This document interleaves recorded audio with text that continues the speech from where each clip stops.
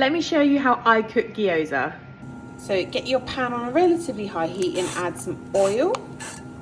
Then when your pan's hot, just start adding in your gyoza. I put them flat side down first. You're not looking for your pan to be like absolutely burning hot, just a slight sizzle when you add them. And then just leave them completely alone for a couple of minutes.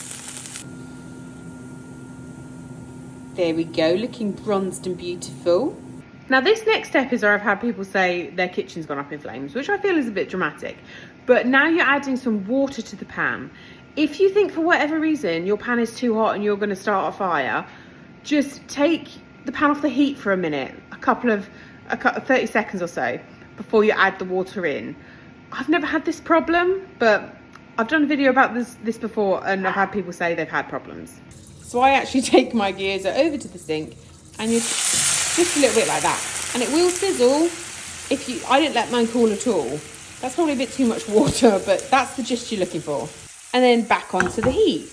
And just let them simmer away. You can add a lid, but then the water won't evaporate as quickly. So you're just looking to get them nice and soft. I don't make the rules, by the way. I'm not Japanese.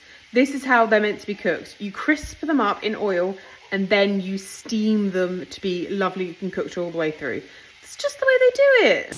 I do tend to give mine a little wiggle every so often, just because you don't want them to stick to the bottom of the pan, because then they will split the wrappers. But yeah, just until the water is all nicely evaporated and they're hot all the way through.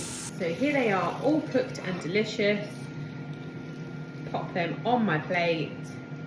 And I like to serve them with, I know gyoza are Japanese, but I like to serve them with my version of oimuchim, which is a Korean cucumber salad.